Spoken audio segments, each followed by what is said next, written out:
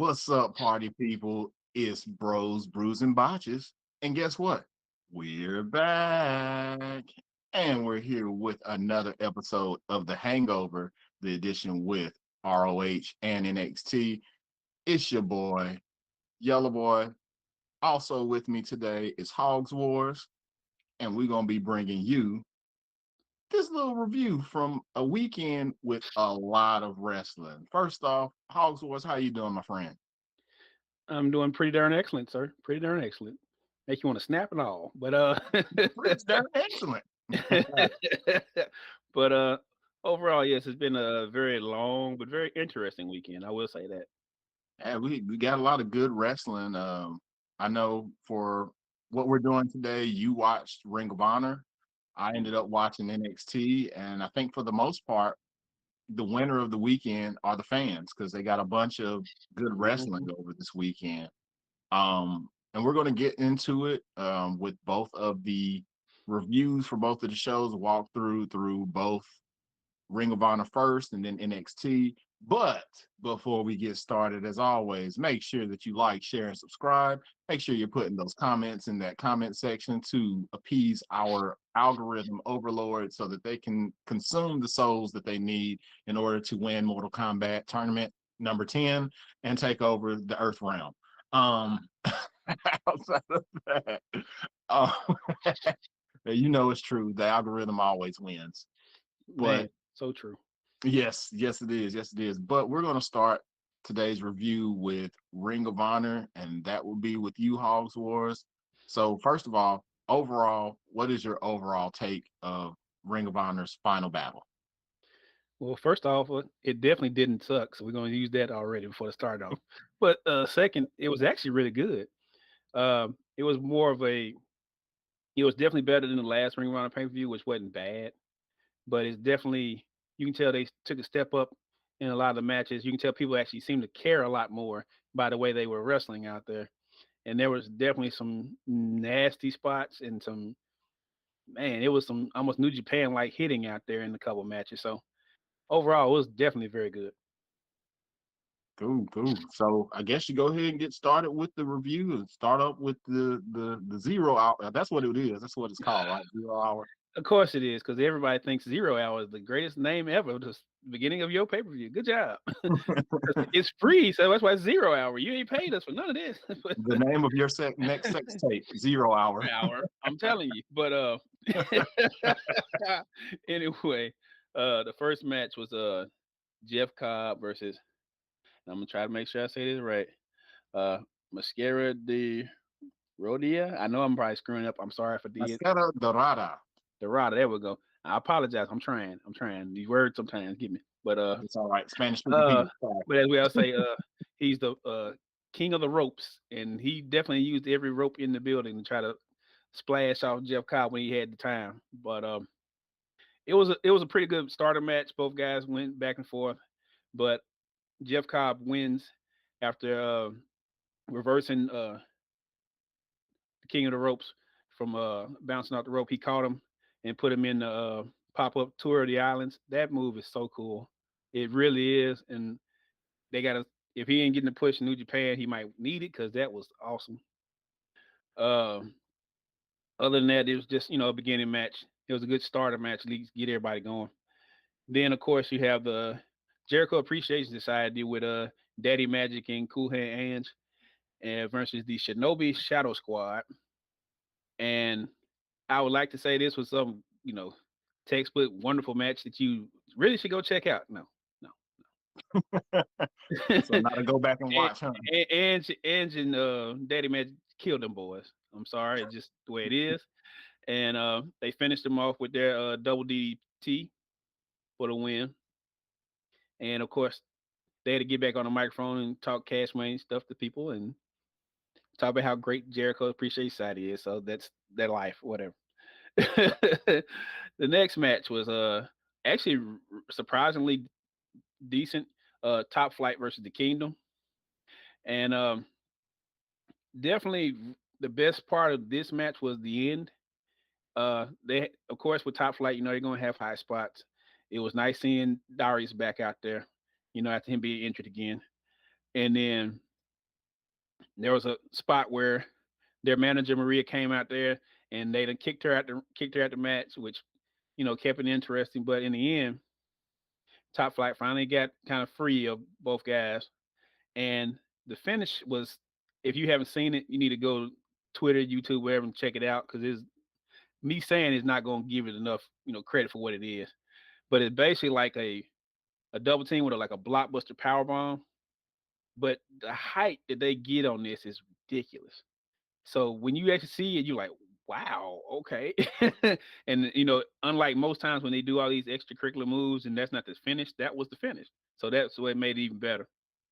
Um, Next was Roos and make sure I say this right. The Listico versus AR Fox and Blake Champion. AR Fox is like scary good, man. There are so many times he was jumping out the ring and that looked like he was floating. I'm not talking about just how with your boy from Top Flight, they get up there and they kind of get pretty high. He literally looked like he was floating like Superman a couple times on some dives. And I'm just like, Let's wow. let's throw in there the recently acquired by AEW AW. AR Fox. And I see why. Dude is a killer. But they start the match off and Roosh is literally taking for AR and throwing him in the no, it was a Blake. He was throwing Blake literally into every side of the ring, all the way around, which I didn't know was one of his famous things he does. I'm like, tell me he's getting the Bulls getting the horns. I'm like, yeah, you definitely beating the tar this poor kid.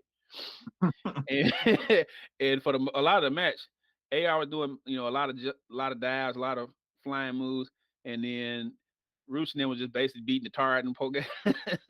So you get to the finish, and AR does a 450 on the I think it was the Bilico. And the thing about it is it was a wonky finish because it literally looked like it was only a 2 count. But referee gets up, he starts doing this. Roos is looking like, what's going on? And it's like almost they literally just had to ring a bell to like say, hey, it's over with. And all the guys was even kind of looking like, did that really happen the way it was supposed to? Almost like they were supposed to go longer and he just messed up. So of course Roos and his buddy get offended, so they beat the tar out of him. And just thrashing them at the end. But it was pretty cool. And then let's see where the next segment is right before the beginning of the pay-per-view. So after the match is over with, they do an interview with Top Flight. And they're doing the usual, just talking about how great it is. And here come Daddy Magic and them all of a sudden. Like him and Ange talking like, you guys act like y'all already did something. Y'all ain't did nothing. And they just start scrapping her. And he's like, oh man, what's going on? And they end up scrapping into the floor and everything else. And then they move on to the beginning of the actual pay-per-view. I was keeping on. I'm messing up. They go into the next match, which was Willow and Trish Doria. There we go. And you kind of missed it because of what happened, but it still was one of those, it was a Willow match. So you knew she's going to be springy and bouncy. And Trisha is one of those women you see all the time on Dark Elevation with AEW. So you've seen her before. One thing I thought was really impressive is Trisha had picked up Willow and kind of put her in almost like an octopus, almost stretch, almost. She had it almost like her head almost on her knee, and then she was holding the other leg in the air. I'm like, I said, this ain't no small woman, and she is really holding her like this is nothing, trying to keep her in almost like a submission move. So I was really impressed with that. I can see why people like putting her in the matches because she sells well. And but as usual, she Willow gets fired up. She ends up putting her move on, and then game over. And then we start the quote unquote actual pay per view. So the first match of pay per view was Athena versus Mercedes Martinez for the ROH Women's title. And the main thing I can say about this was these chicks beat the heck out of each other. I mean, like it was so many Ishii like forearms back and forth. Athena hitting that deadly little drop kick almost kicking the tar out of Mercedes, and it was back and forth, and it was really brutal actually for the most part. And the highlight of the match was, and I'm gonna try to make sure I say this right because I always get the name of the move wrong. You remember what I'm thinking about with Mercedes move? I know I said it, but I done lost my brain on that. The Brass City Sleeper. There we go. Thank you, sir. Because it was, I thought I wrote it down and I did not. I don't know why. Anyway, she starts trying to hit the Brass City Sleeper and she's slowly pulling it back to finish it off. And as she's pulling it back, Athena basically bites her hand and she's like, looking crazy, like, what the heck? And she releases the hold. They get up, they start scrabbling in. And finally, Athena gets free enough to do her move, which move is always like one of the most killer things I've seen in wrestling for a long time. And she hits the 1, 2, 3, and people are cheering. But one of the things I did notice in this match that was kind of interesting, they were booing everything Mercedes was doing for a lot of the match. She would, normally you would think she would be, the baby face in this, since Athena's literally just beating the brakes off all these little jobbers all over the place, like they stole something in all these little dark matches and stuff. But surprisingly, when she won, it was a loud cheer for her. So I don't know how they're gonna take that, if they're gonna run with her, or still try to keep her, excuse me, kind of still run heel a bit. But that was just an interesting note about during the match or whatever. I just think that, like you said, she's been doing this slow heel turn. Athena has been doing this slow Mm-hmm. heel turn, but it's only been on dark and dark elevation. So for those viewers who don't necessarily keep up with dark and dark elevation on a continual basis, I don't think that they know that she's going heel to Mm-hmm. that degree. And so she still has that baby face pop from the crowd because they may not watch that to that extent. So it'll be interesting to see maybe on Rampage or even Dynamite if they continue, like you said, with the heel Athena, which is what it looks like. And we really didn't get to see a big heel Athena that much in WWE, even though she had a stint of being heel-ish. And I want to say it was in NXT on the second run of NXT that she went through, but it was only for a short period. So it's going to be interesting to see if they continue with her being a heel on AEW television. Well, they need more of them because if you really think about it, they really don't have a lot of really good heels to balance off the baby faces on there. And it really that's why Baker, no matter what you say, got the push she has, because when she flipped to the heel, it's amazing how much better everybody else seemed to be against her. When she was still trying to be a baby face at first, no one cared. She kind of had that rock syndrome. Like, people hated her even being out there in the ring. Granted, she was still green a little bit too on a lot of stuff, but it just, the balance changed so much, and they need another heel to keep this thing kind of balanced out, in my opinion. But But then again, the fans could say that Britt Baker gets the Charlotte Flair treatment where she gets overly exposed and it kind of mhm. puts everybody else on the back burner. With the exception of AJ Cargill, no one else really gets that time to shine outside of and this is the fans' opinion. This isn't necessarily my opinion. This is just the criticism that he gets from fans. And I mean, I'm not surprised because it was either, to use somebody's phrase, Japanese schoolgirls or her. So it was like, which, when it's like, you laugh about it, but you really look at the roster when it first started. That's pretty much what it was, because everybody, and Nyla Rose, so Blame it, Kenny Omega. yeah, because he really didn't think about how that looked at all. But anyway, going to the next match is Swerve in Our Glory versus the Sean Taylor production. I think a promotion. I think it is. Shane Taylor Promotions. Yeah. So the two best parts of this match are the things I didn't think I would ever see. First, Shane Taylor, who used to be teammates with Keith Lee at one time, jumps off the top rope and Keith Lee catches him like he's a cruiserweight. Mm-hmm. And I'm like, no, that shouldn't even happen. No, dude. Insanely strong. Yes. And then later on, Keith Lee literally does moonsault on top of same person. off the top rope, not the back, looking like a giant Vader out there doing a cat turns flip. So I was quite impressed with that. But So what you're the, saying, Hogs Wars, was it was a match with big, meaty men slapping meats? man, seven man needs, But the more interesting thing was during the match, Keith Lee accidentally hit Swerve with a forearm, and as you know, between the two of them, they've been rocky back and forth. Well, him hitting him, Swerve gets up and just said, "You know what? F this," and walks out the match. And unlike beforehand when Keith Lee did it and they lost, I mean, when Keith Lee left and then Swerve lost, the opposite effect happened. Keith Lee ends up winning the match, and Swerve takes it look like I'm a complete heel now. F you, like okay, great, wonderful. So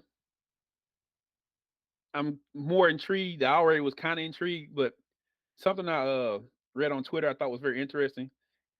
Who was the person that was holding the camera when Swerve was using the pliers on what's it Billy Daddy Gunn? ass. Yeah, on Billy Gunn. And they said, you know what? That's probably who he was asking him about the first time he was talking to him. Like, who was that? Interesting. So hopefully that kind of leads to a big little rivalry there. But part of me don't want to see it because they so different. But part of me does because Keith Lee likes to sell for just about anybody. So it should be interesting how that one goes. The next match is the Embassy, which is the Gates of Agony and Brian Cage versus Dalton Castle and the boys, who, as always, Dalton Castle and the boys come out in their Vegas regalia and all over the place with the robes and of course the embassy comes out as just giant men looking like they just got through lifting thousands of pounds of weight before they came out there. And to keep this as simple as possible, they just kicked the tail out of them, just beat them down. And this And was it's for like the every chance they try. was this This for was the for I'm the sorry. RO, 6 man? the ROH 6-man tag title, by the way. And he's so stupid. But anyway, here they come, trying to keep it interesting, trying to do a little splash moves here and there. But every time they tried to do a move, these guys were launching them all over the place. I don't think I've ever seen that many little guys get thrown in my life. And Castle's a really good wrestler, so it's not like he's just getting beaten down. But every time anybody else tries to help him, they're still tossing them out. It was just a brutal match overall. And then all three guys end up doing like a meaty power bomb and finishing all of them out with spine busters and excuse me, power slams and everything else, and it's over. I'm like, yeah, that was like a squash match, thanks. And now they're the new ROH 6-man tag champs. Next match, which was actually better than I thought it was going to be, was the Willie Yuta versus Daniel Garcia match. And match starts out where Wheeler Yuta basically lost all three of his ring breaks, and he also lost his open hand, punch in like the first 2 minutes of the match. So the rest of the match was he was just pretty much struggling trying to stay in the match because he couldn't get any rope breaks. He couldn't, he could barely get a ring out, anything. And during part of the match, Dave Garcia puts him in like a crab and looks like he's about to win. And Yuta literally crawls outside the ropes, grabs his head, and basically turns it into a double submission going on. Both guys in there hurting each other. And instead of referee calling a rope break or anything, he basically let them fall on the floor because they were so close to the edge. I thought that was interesting. I was like, okay, I guess you just said that was it. I don't need to make a call. So reversal and reversal till Yuta finally gets amped up. He starts kind of getting him back, and he catches him in a move where, like all the other Blackpool Combat Club folks,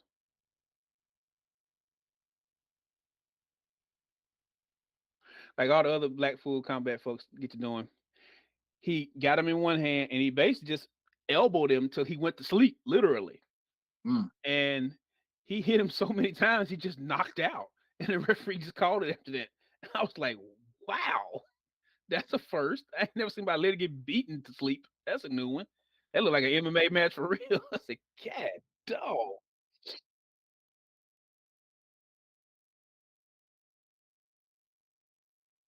dig it. And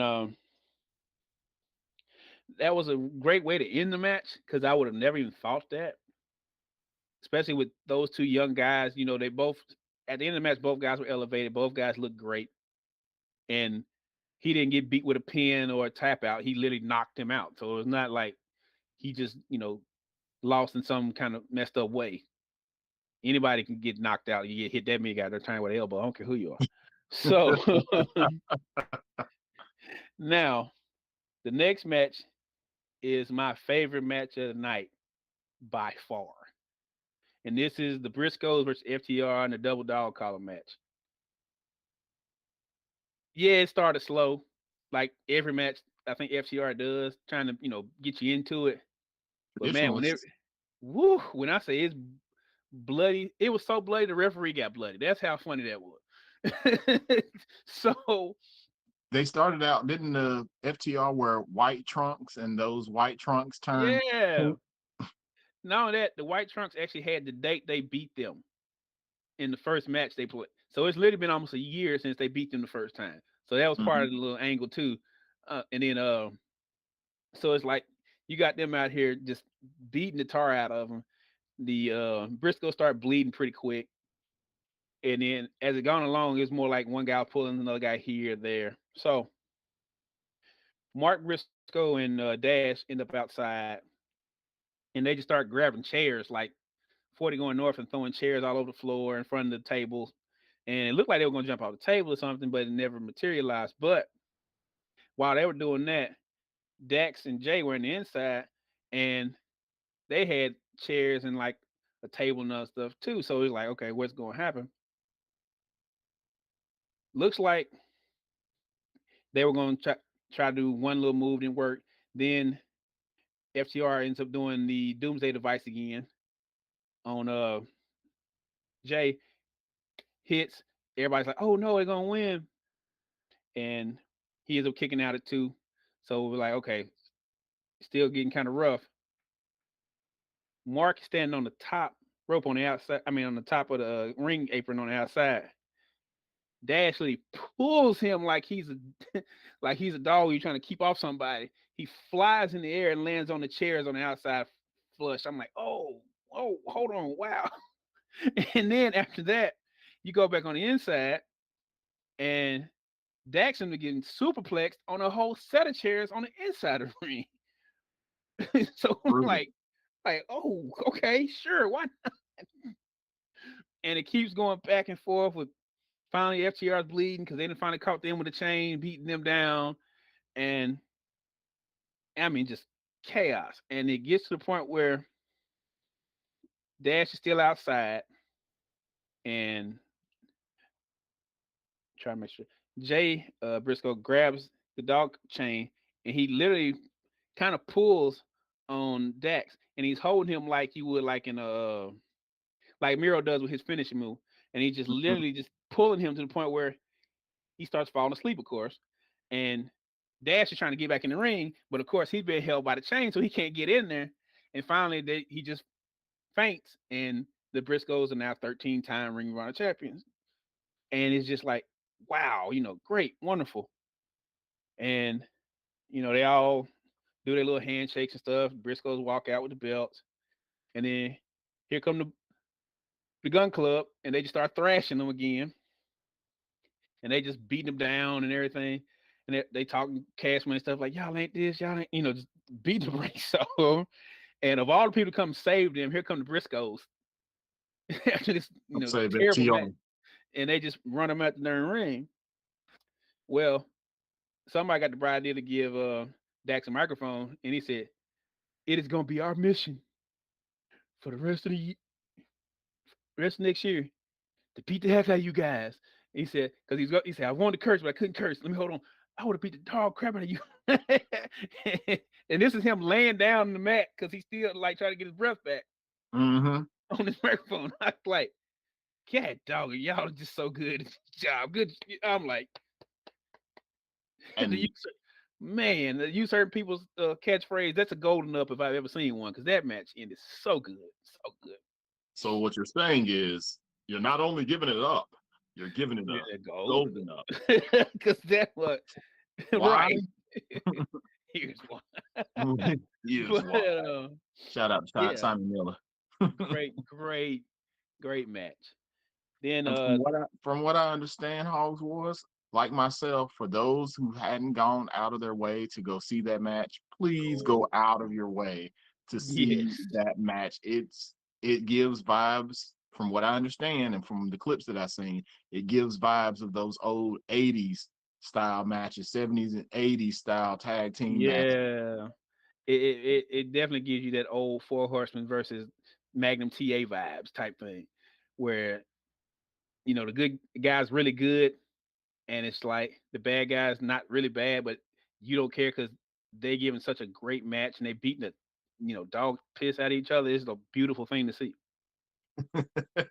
Beating the dog piss is a good thing to see. Hey, it happens anyway. Jesus. I'm trying to catch myself. I know what I was gonna say. Anyway, the next match, you could call it a palate cleanser match, but it still was, it was okay. It's Samoa Joe versus Juice Robinson, and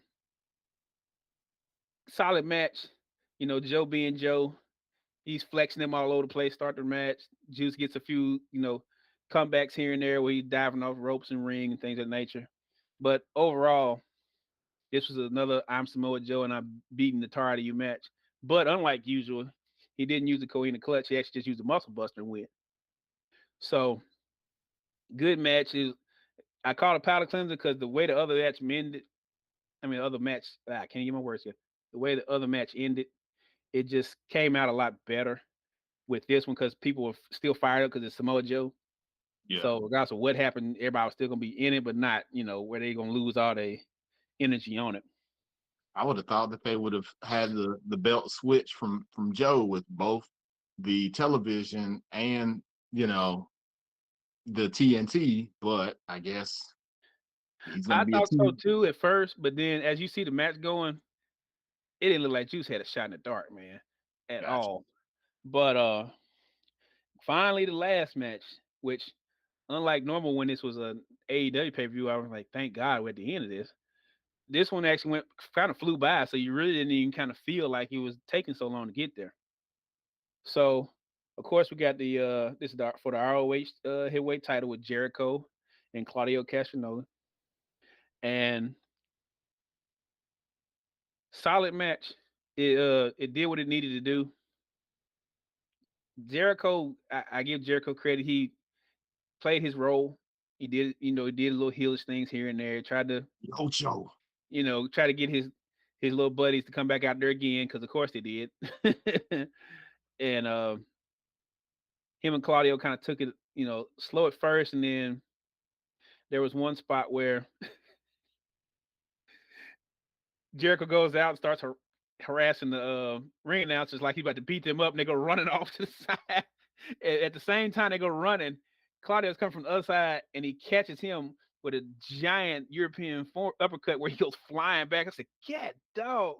And you're like, "What's taking them so long to talk again?" You ain't realize they still waiting on Jericho to move so they can get back to the announce table.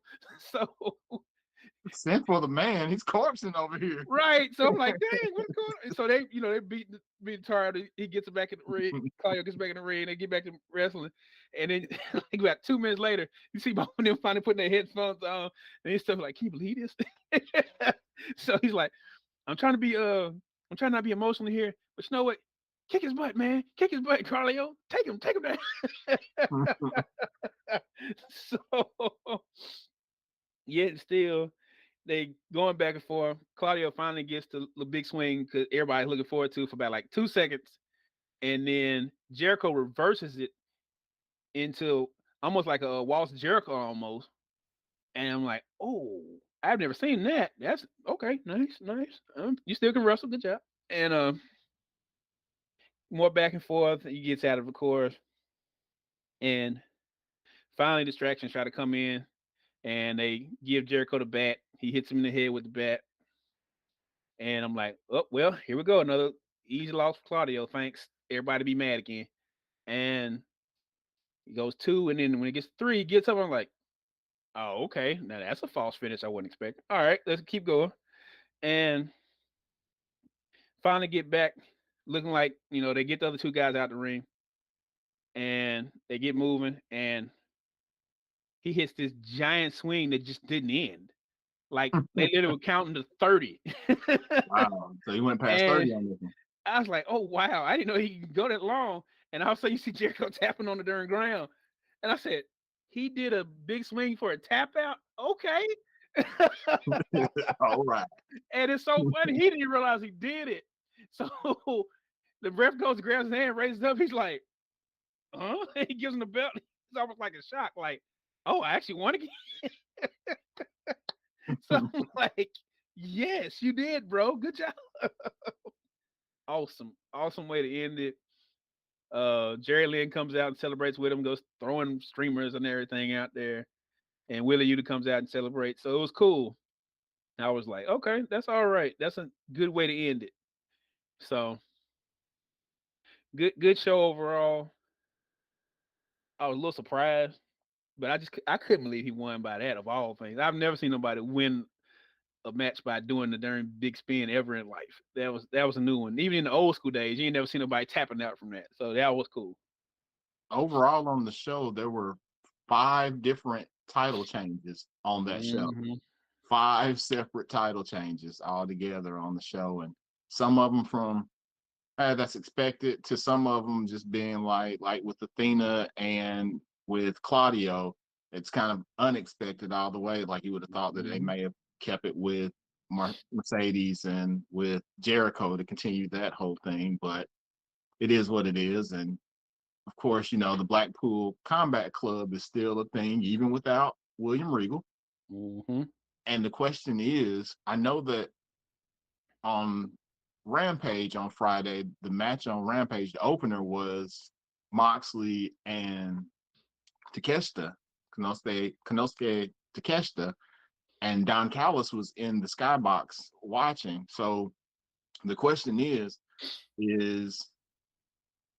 Callis scouting for a match for Kenny, and or will Takeshita be a candidate for the Blackpool Combat Club because of what he put Moxley through?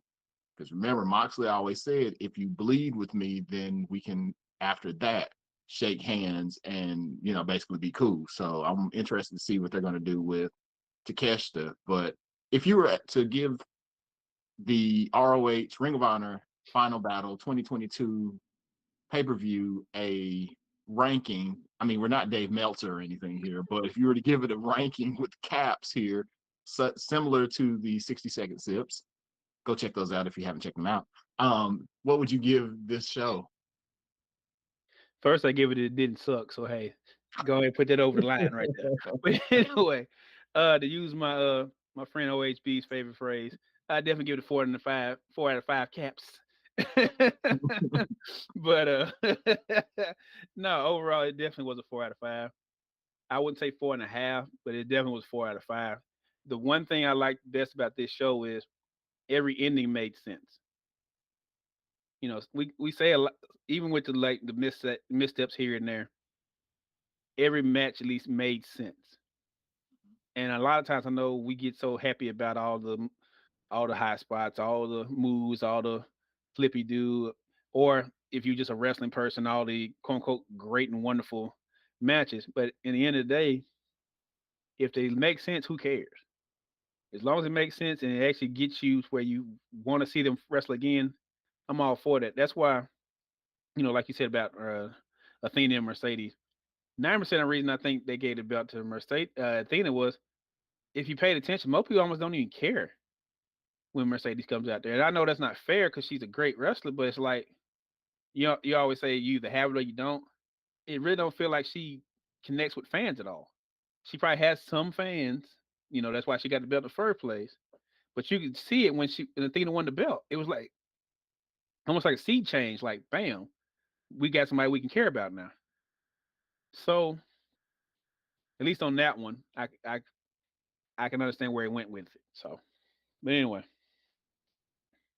And speaking of what makes sense, so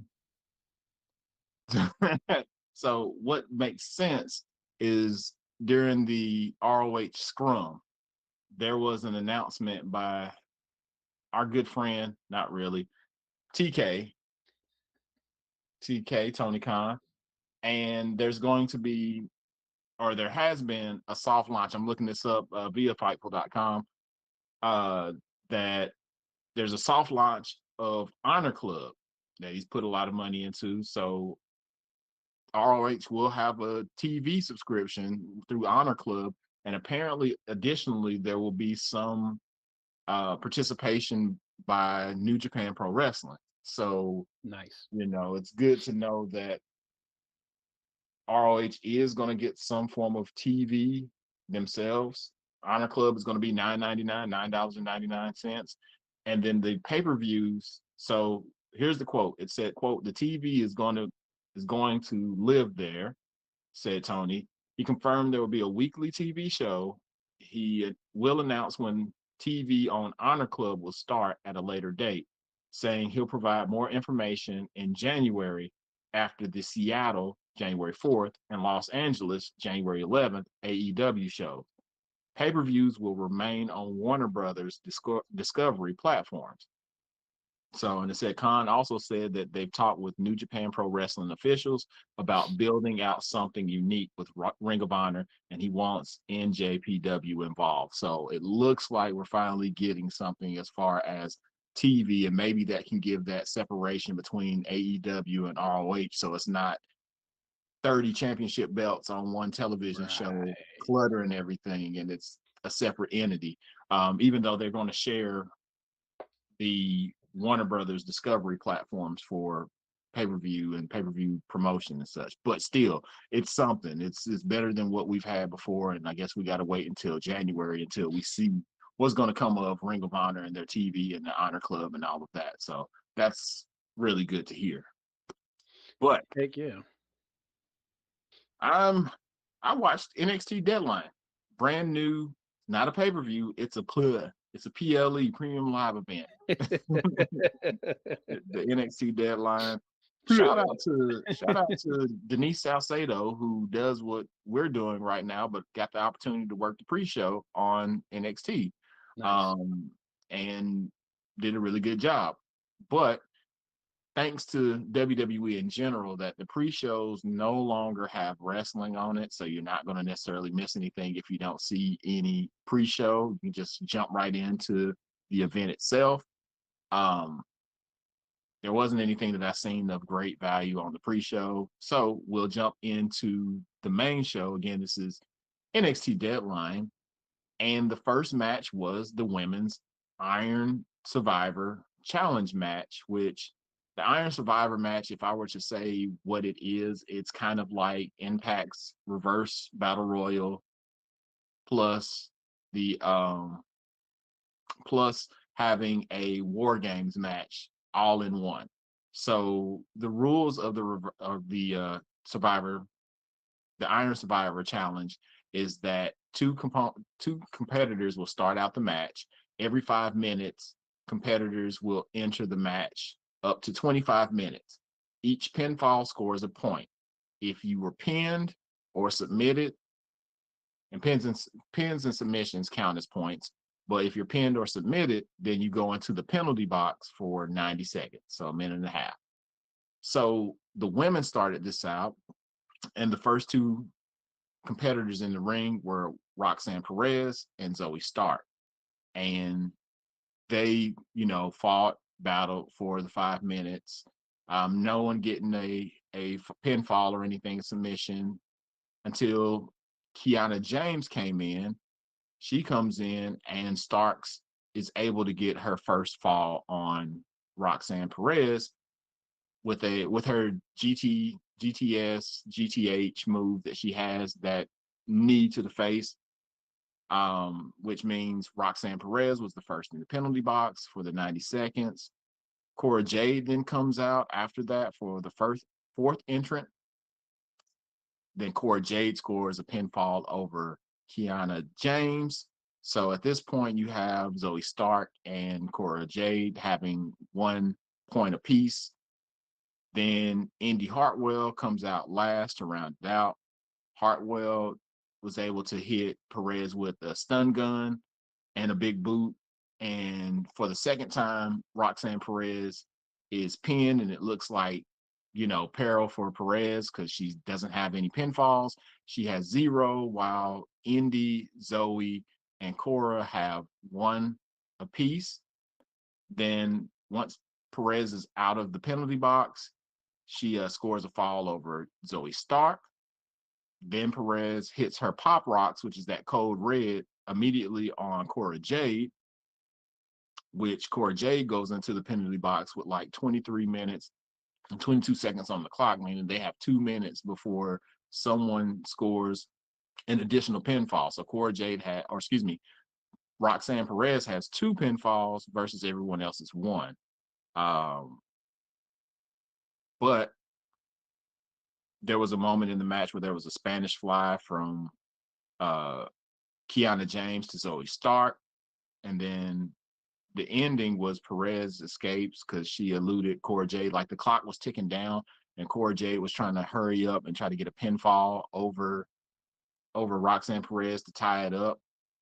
But she was just able to elude anything for the 25 minutes, meaning Cora Jade is the very first. She's not only the first woman, but she's just the first in general performer to win the Iron Survivor match and go on to be the number 1 contender to the belt, which is currently held by Mandy Rose.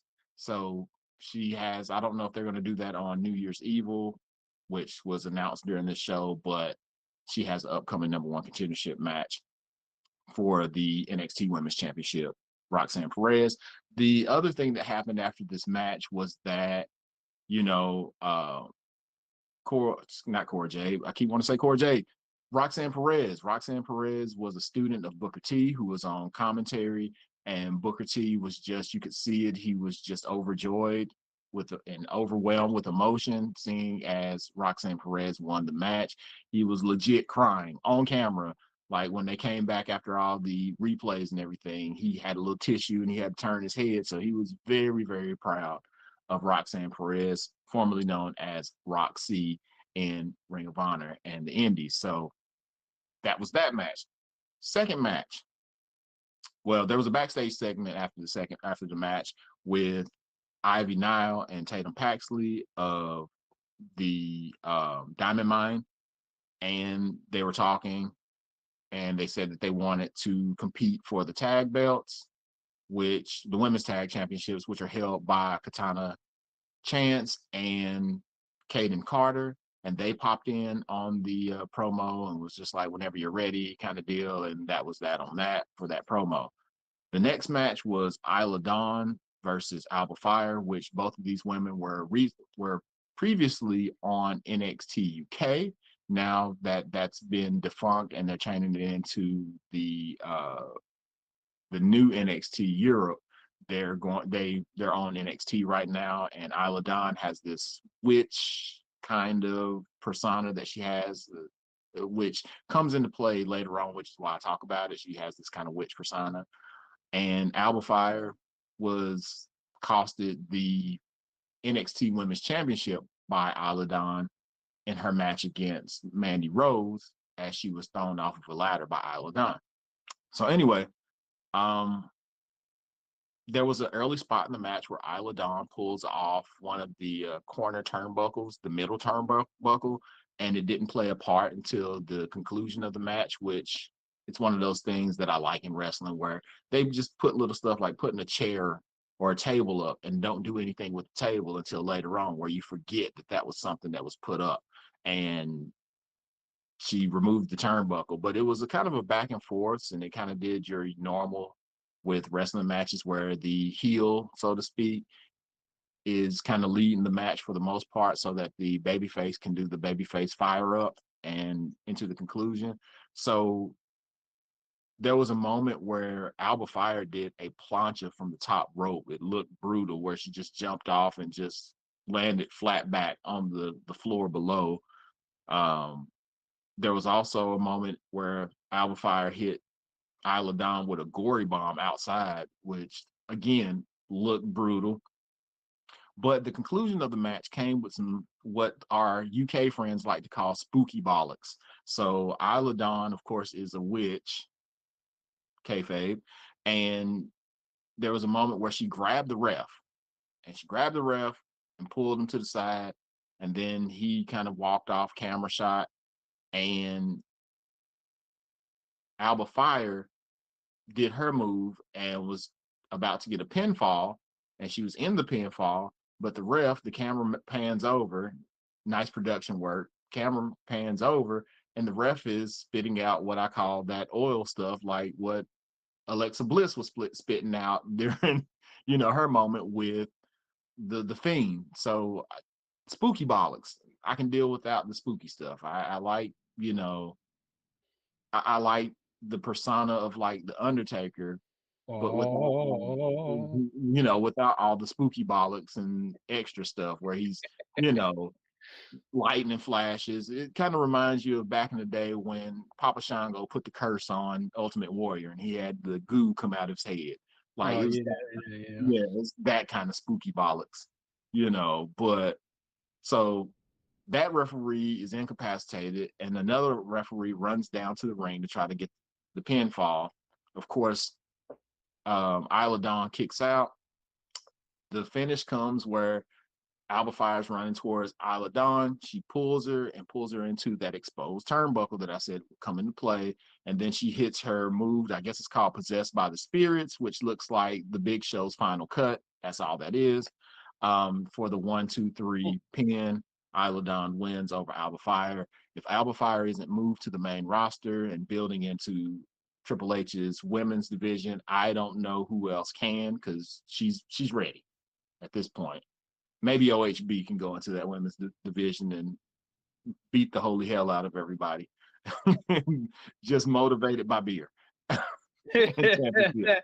Or I can say like Booker T, because Booker T on commentary the whole night, you ask yourself, what the hell is the man talking about? Because he just rambles.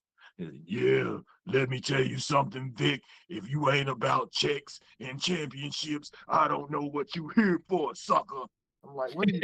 No, no, no, no, no, no, no, What no. are you talking about, Book? Like, you just be just rambling. Anyway, You dig that? then after that match, there was a pre-match promo from the New Day. The New Day, they were going after. It was a shock surprise on Tuesday's NXT that Pretty Deadly said they had beat everyone, and there was no challenges for them, and the New Day just show up out of nowhere. But this is something it's pretty expected, because as they were building this new NXT, so I guess this is NXT 3.0, as they were building it, they said that more of the main roster stars will come down into NXT, even though it was said that NXT isn't a downward movement in the past, but they go down into NXT and, will kind of transition back and forth between NXT and the main roster. So there is a pre-match promo where they, I don't know who the backstage interviewer number 5, whatever her name is. They made her do the New Day Rocks wiggle with her, or the WWENXT World Tag Team Champions. That whole deal. They had her do that with them backstage, and then they go out right into the match, which was the NXT Tag Team Championship match, New Day versus Pretty Deadly. And that's New Day with Xavier Woods and Kofi Kingston, with Pretty Deadly, Kit Wilson, and Elgin Prince, who were in NXT UK as well. Now they're the NXT champions. That happened a couple of months ago when they unified all the championship belts from UK. So Book was very salty on commentary during this match, by the way, because he was like, why do they have to come out here and dance talking about the New Day? Why are they doing all this? I'm like, dang, Book, why are you so salty over these guys? Um, quack quack. You know, Like he been as heel as possible, huh? yeah, very much so on this match. Like, if anything, like the crowd was a normal NXT Tuesday crowd, but when the New Day came out, they were very vocal. Like they were very fired up for this match. In fact, they Hmm. got to the point that Pretty Daily does this whole gimmick where they point to their side plates. You know, they're kind of extra flamboyant and they point Mhm. to their side plates. So Xavier Woods said something to the crowd about they want side plates. So the crowd started chanting, "We want side plates." Like that was the chant. So in the match, there was also a twerk off with Kofi Kingston and Elgin Prince. And again, Salty Book at first when Kofi was twerking, he was, "Oh, come on, man. We don't have time for this in this match. What is he out there doing? This is a wrestling match." And then, of course, Prince gets out there and starts twerking. And Vic said, "Well, what are you going to say about that, Book?" "Well, he's just out there trying to show him how to do it right. That's what he's trying to do." You know, one of those ones. I was like, why is Book so salty about the New Day? Um, Woods did a nice tribute during the match to Big E because you know that move where Big E does that like that boss man splash when they're sitting on the second rope where he just jumps Mhm. over top of them. Well, Xavier Woods did that to I believe it was Prince and Wilson was on the outside, so it was like a combo where he drop kicked Prince or Kit on the outside and went over the top of Prince, which I thought was cool because he, you know, for Big E. Um, then there was a moment where they did a lie, cheat, and steal Eddie Guerrero tribute where like one of Pretty Deadly brought in the belt and threw it at Xavier Woods and then fell down. And then Xavier Woods grabbed the belt and threw it at the other member of Pretty Deadly and he fell down. And then the ref was kind of distracted and then he turned around trying to fix something. And then the other member of Pretty Deadly threw it at Kofi Kingston and Kofi Kingston looked around while everybody was down on the ground. He just threw the belt on the ground, and all four of the men were laying on the ground. I So saw that.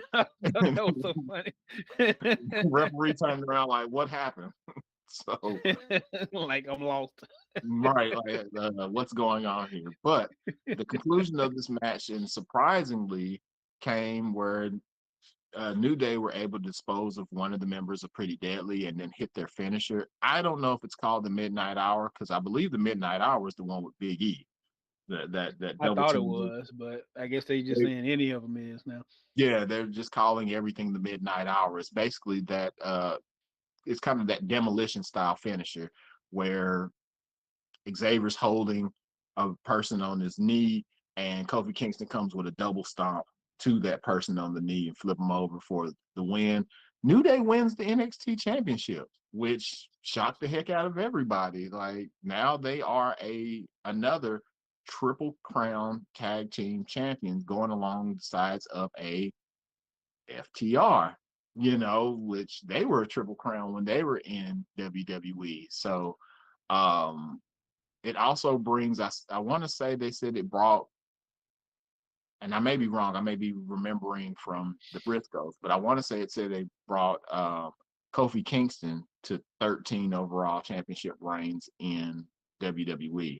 So shout out to the New Day. Shout out to me because I'm not at home and I had to pack my clothes.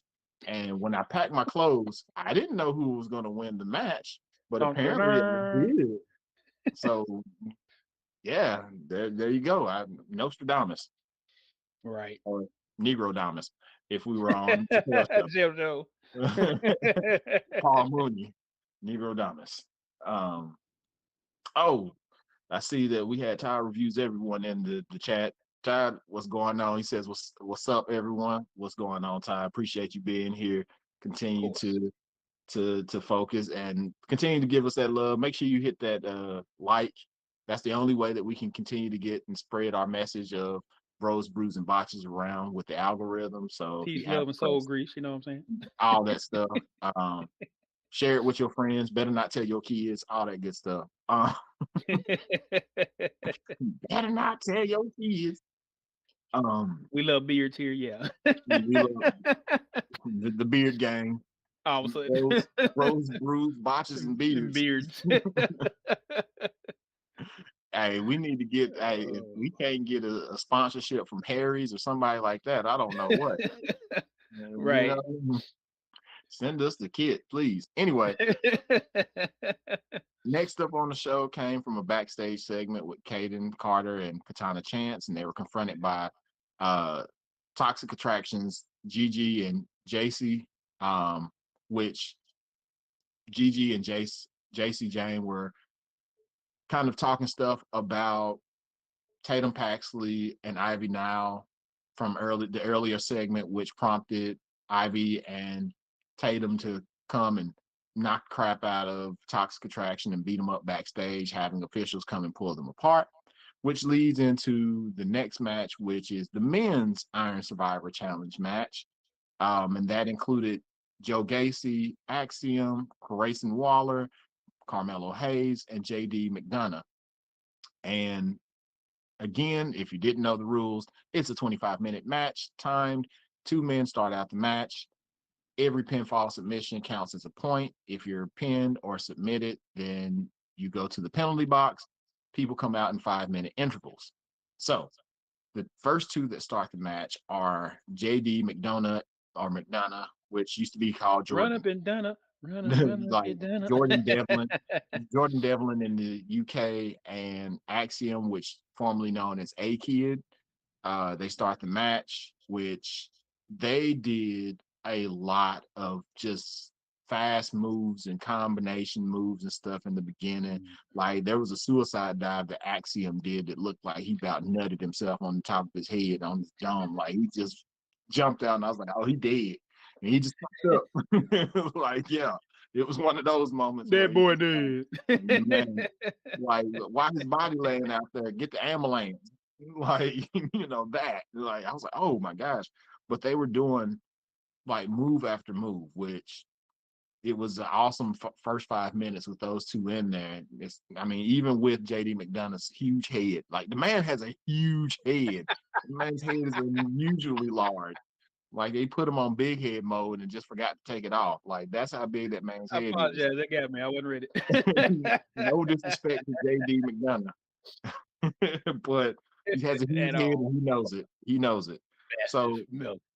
the third person to come out was Carmelo Hayes, which they had a series of moves between Hayes, Axiom, and JD. It was like they were putting on a clinic of how well they are as wrestlers. Like they were just doing move after move. And then Hayes actually gets the first fall over Axiom, which sends Axiom to the penalty box. After that, Grayson Waller comes out as the fourth man, and he comes in immediately and scores 2 points, first by pinning Axiom and then going in and pinning McDonough, because he does that. Look, I'm not a big fan of folks doing extra shit to go with their move. It's after 5 minutes, so I get one. But doing extra stuff for their move, because like it's like the lethal injection, Jay Lethal, where he does that handspring. Why are you doing the handspring? That adds nothing to the move. Well, Grayson Waller, he goes from the outside, jumps in through the second rope with like a somersault roll and does like a cutter. Why? What does that add to your momentum? Like you're cutting off your momentum. I Tell me think he why. thinks it's an RKO and he's just trying to be something different. That's all. I guess. But that's the way that he gets the pinfall over the two men, because he goes and does like a double one. Like he grabs Oh wow. JD McDonough in the cutter, but he does like a bulldog type or DDT type with Axiom, and he gets the pin over both of them to get himself two up. Then Axiom has 0 points at this moment and has been in the penalty box more than anybody at this point. But then Axiom comes out and scores a pinfall over Waller and McDonough. Now you got two people with 2 points. And also there was a point in the match where Waller goes out to the ringside, looks at Booker T, and he says something. He basically called Booker T a bitch. And Booker T just sat there, and Vic was like, Book, and Booker T said, "Tell me He you didn't say. didn't just say that." And like, he was just so perplexed that he came out there, and after that, of course, Joe Gacy was the final man. Joe Gacy gets a point over who? Axiom, because everyone gets points over Axiom in this match. Wow, poor guy. Via submission. It was like the Rings of Saturn is what he put him in or Oh whatever. man. Got submission. Then JD McDonough beat up Axiom in the penalty box. So they're in there fighting in the penalty box. Joe Gacy gets a pinfall over Carmelo Hayes. So at this point, you have three men that are tied at two with at 17 minutes and 30 seconds, which means there's less than 8 minutes of the match left. Axiom then, like while he's getting out of the penalty box, does a moonsault off the top of the penalty box onto all the men, which is the spot that you're gonna see. Then Carmelo Hayes got a pinfall over Grayson Waller via a submission. So now you have four men that are tied at two with a few minutes to go. But then Grayson Waller got a third fall. And then after he gets his third fall, he just runs and being chased by everyone as time expires. He just ran from everyone for the last like 40 seconds of the match or 30 seconds of the match. He just kind of ran around from everybody and avoided getting pinned or anything. So Grayson Waller is your winner of the men's Iron Survivor Challenge, and he has a number one contendership to whomever the champion is going to be in the men's, whether it be Apollo Crews or whether it be Braun Breaker, which is coming up after this match. So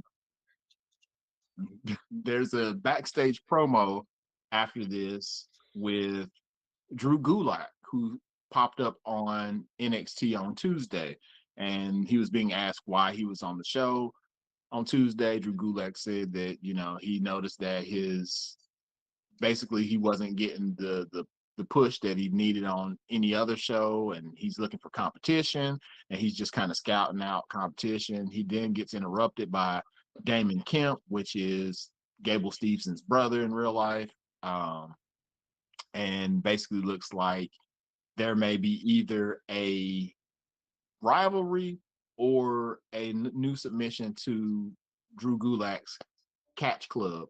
If y'all remember that when they were in NXT with Timothy Thatcher and when they were in Progress and stuff, the Catch Club, they're looking at possibly a new member of that. So that leads us into the main event. The main event. Hello, welcome to the main event. If I was Mark Henry, it seems like there's been enough talk. It's time for the main event. Weird smile. But Right. it's Apollo Crews versus Braun Breaker for the NXT championship. Braun Breaker being the champion. Of course, they did like the promo, which production is always good with those pre-match promos and stuff, going over the things that happened in the past. Apparently, Apollo Crews on this show is like that's a Raven because he sees the future, sees stuff that happens. He has visions. So, they go through that and showing him holding the belt and everything. And of course, in true Braun Breaker fashion, as he's done in other premium live events, he breaks through stuff like whether it's the NXT logos or whatever the case may be. But they had a projection screen of the promo or whatnot, and you could see that it was something hanging in front of the entryway. And so he just kind of tears through and rips through that to continue his tradition of breaking stuff because his name is Braun Breaker, whatever. But I still say that man was adopted by Rick Steiner because he looks and sounds more like Scott Steiner. Like he just the way he promos and everything, it's just Scott Steiner. I don't know. Because But they ain't it's never seen the dad promos. They was back in the darn 80s. right. He's a big bad booty daddy. You see more of him than you do Rick Steiner. You get with Rick Steiner is that's about it. Right, that he's seen because dude used to be a high dollar baby face when he first got into North Carolina. That's how crazy that is. But anyway, Right. But I think this match started way slower than what people really wanted it to be, because it was the psychology of the match early and has been since they started this feud is that they are both evenly matched. Both of them can match power for power and agility for agility, because both of them do like the standing moonsault, and both of them can do like spears and lift each other over their head and everything, all that kind of stuff. So they were doing tests of strength at the beginning of the match that had them deadlocked even. Neither of them could get one over the other, and they were matching move for move with each other and kipping up and stuff. And like the crowd wasn't really into it. They had been into kind of the premium live event up until this part, but they kind of died down a little bit until like midway through this match. Um, Cruz did hit a jumping knee into Braun Breaker. Braun Breaker jumped off the top rope, and like Cruz jumped like 6 feet in the air and just like crushed Braun Breaker's face. And it just looked brutal. Um, there was a moment in the match where Cruz tried to do Braun Breaker's gorilla press into a power slam that's his finisher, and tried to do that, tried to do the move steal for the win. Wasn't able to. But the finish came, and it seemed to me like it wasn't supposed to be the finish. I don't know. It just seemed out of place.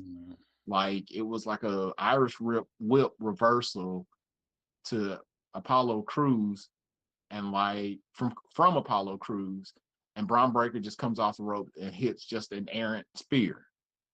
And that was the finish, the spear, and he pinned Apollo Crews for the win. Like it just didn't it seemed very out of place with them matching each other match for match, and then it went kind of slow. It was just like, boom, there's the finish. And I'm like, wait, Or something happened to one of them, and they just was trying to like go home because they knew they couldn't do anything else. I think it's because Peacock has like time limits on their premium live events, and like they're scheduled for a certain time. And they can't necessarily go over, I don't think. Versus WWE Network, because that's WWE. And shoot, they want to go 15 minutes over, they can. But with Peacock, I think it limits them, and I feel like that's what it was. It was like, hey, go home, hurry up, go home, go home, go home. And Braun Breaker still is the champion, so it's like, who's going to dethrone Braun Breaker? Because everyone believes that Braun Breaker has a shot at the main roster. At least it seemed like they were firing him up early on to go directly to the main roster. Now they just kind of cooled off on him. Now, that's not saying that we probably not going to see Braun Breaker in the upcoming Royal Rumble, because I think there's an off chance that he's going to be in the Royal Rumble just because. But as the show closes, as Braun Breaker is doing his, posing in the ring, holding up the belt, it's a Triple H special, because you get the lower third pop up, and you're like, oh, that's the end of the show. Nope. Grayson Waller, the winner of the Iron Survivor Challenge, just bops Braun Breaker on the head, beats him up or whatever, hits him with a cutter. Like that's what he did. I can tell he did the I hate it. I hate it. He did the roll into the ring to do the cutter. His finisher, like I said, it just has nothing to do with anything. But he does the jump, roll in, and like Braun Breaker turns around like, what? And just gets hit with a cutter. Why are you rolling in the ring, sir? Just walk in there and just hit him with a cutter. I mean, I guess like you said, it's too much like Randy Orton. But hey, somebody just wants to make a splash, and that's his version of a splash. Let me do a little extracurricular. I guess so. Like out of nowhere. No, you like, did a spin move first.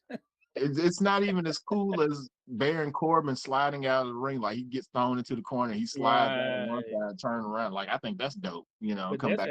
that's showing us a lot of athleticism in what he's doing when he do that. Because you got to think he's like a 6'5" guy. He's sliding under during ring and then coming right back around that mud. Yeah, that's tough. But Grayson Waller holds the championship belt above his head to close out the show. And I did mention earlier that there's it's not a PLE, it's going to be on USA, but it's their little special. It's going to be New Year's Evil on January the 10th.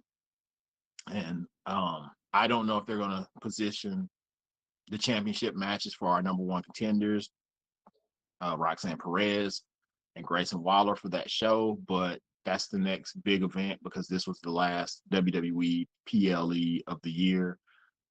It was only a 2.5 hour show, which I can appreciate that. Mm. Like 2.5 hour show, one title change, and it's your main roster. And like the gripe, which was one of the gripes that Booker T was having when I said he was salty, was that the New Day are taking the shine away from the folks that's on NXT, which is supposed to be now more developmental than anything.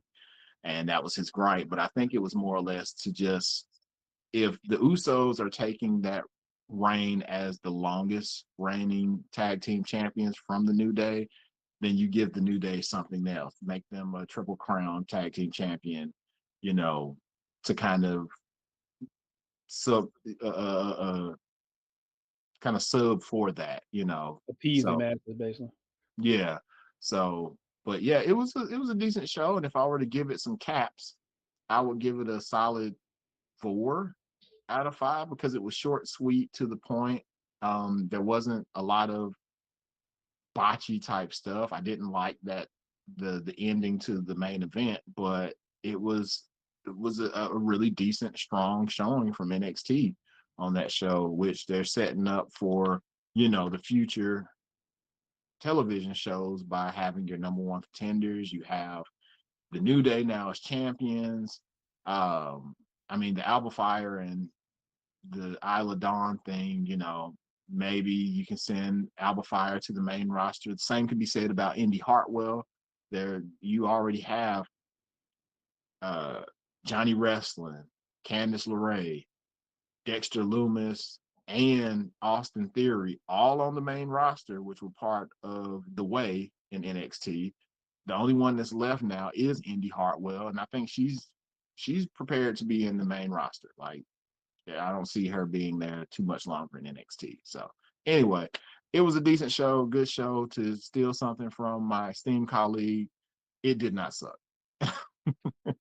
So yeah. So overall, I see that there's no questions or anything in the chat. Chat, just know if you're there right now still, we do appreciate you being here. Again, I say throw a like in there in that like box. Please Ching. make sure you follow, comment, all that good stuff. Follow us on our socials. Um, Hogs Wars, can you be found anywhere yet? I keep forgetting to go ahead and do it. So I can't. Okay, I would tell you this. I had a Twitter under Hog Wars, and you know how everybody had a Hotmail back in the day? Yes. Mine was one of those that got hacked back in the day, so I lost all the emails. I lost Twitter. I lost something else, and I was just like, I'm like, do I even want to get another one? So I've come to the conclusion if I could F around and get it back, I would use that one. So, Got you. so I mean that, and then I'm trying to decide what name to use on Instagram. So, I don't want to use one for the sausage because I know they'll probably give me a copyright strike. But Stick with Hogs Wars. we're gonna try because I guarantee every time I put something out there, the internet tries to find a way and have there's a How's worth 15 on it, mug, and I'll be done in. But well, we shall see. So look out for Hogs Wars on social media, on Twitter, and on Instagram. Remember, Over Here Boy is currently he's going to be on day 11 today with his Casual Pint North Shores Advent calendar. So if you've been interested in watching those, it's been a treat to watch all the different styles of beer. He's been giving great Mhm. information, giving you great knowledge as far as the alcohol by volume. He's been letting you know the taste, the notes, all that stuff, things that are in comparison to. It's a great kind of informational. If you're interested in craft beers in general and don't know where to start, because of the fact this advent calendar has different variety of beer, you need to check this out if you're interested in that. So make sure you're checking out on our Instagram and here on YouTube for those advent calendar beers. Day 11, he's going all the way to Christmas. So make sure you're checking that out with OHB, and you can find him So on lots of all tasty social media. beverages. Say that again. Said those lots of tasty beverages. Yes, sir. Tasty beverages. So make sure you're following him on his social media. all around. It's going to be Over Here Boy. That's all one word. Continue to follow his Twitch as well because he's on Twitch doing a lot of gaming with some of his boys as well. I think he said something about a new game. Oh, what's the name of that game? Somebody help me out here. The Callisto Protocol. He may be starting That that up. game looks so cool. It really So if does. you're interested in that, make sure that you go and follow his Twitch page. Again, that's Over Here Boy.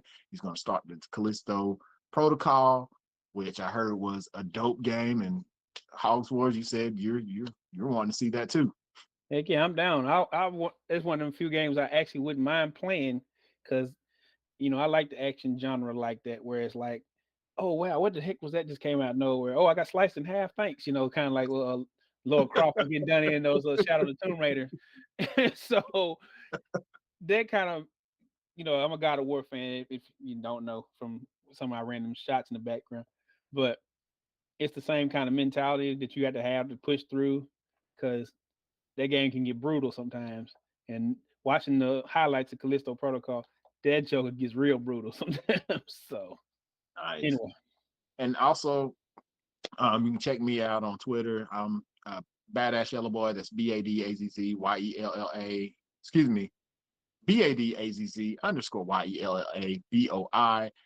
Check out all of our social media pages, including Twitch. I promise you we'll be back on Twitch doing some Twitch stuff because we're thinking about doing some more gaming. Make sure you follow that. Like, share, subscribe, every little bit of it. If you're watching this on catch up, make sure that you're putting that like, make sure you're making comments. We just now had our community page or community tab open, so continue to look for that. We're going to have a lot of polls, pictures, and everything else available for you on that community tab. I don't know what else to plug, but I'm plugging everything in the world right now. Blue Chew, no kidding. Blue Chew, we don't have a sponsorship, but if you want to make your penis harder than it ever before and not have anybody know what's coming to your house, it's going to be in discreet package so that your package isn't so discreet. Make sure you go and use the code word Fightful for our friends over at Fightful Select and Fightful.com. Use that and get you some Blue Chew and make You your can blow some penis backs hard. out. Blow them backs out for the Christmas time period. Send your friend to the hospital with Blue Chew. That's funny. We're off the rails now, buddy. Oh man, it's almost like a Twitch stream. It is. It really is. But closing words, House Wars, got any closing words before we get out of here? I hope with ROH finally, quote unquote, having their own TV show, that Mm-hmm. people will actually go watch it so they can keep going and they can kind of get out of AEW's shadow a little bit. Yeah. Because I mean, the main thing everybody's complaining about is you got one TV show with 30,000 belts. Nobody wants to see every belt every goddamn week. I'm sorry, we don't care that much. But it also maybe give them a little more momentum because they have a lot of really good wrestlers that if it wasn't for the pay-per-views, you wouldn't even know they exist. So, yeah, we say, like you said, there's Dark and Elevation, but how many people compared to the Wednesday show do people actually watch it? Right. So, and then with them losing all these viewers on Friday, you're just gonna have to do something to give that group their own space, their own time, so they're not getting squashed with everything else. Dope, dope, dope. Just remember, y'all, wrestling fans watch wrestling. Wrestling fans love wrestling. And no matter what company it is, make sure that you're supporting them. Don't look for the demise of one company because if one company shuts down, that means that some of your favorites may not have a place to Mm-hmm. wrestle at. So support wrestling, all wrestling, indie wrestling, top promotions, not top promotions. Just support wrestling, you guys. Support us. Make sure you're following all of our social media. Um, I'll try to post something later on today as well. There won't be a shot of brew, but it will be sort of announcement, kind of bringing off what I said earlier.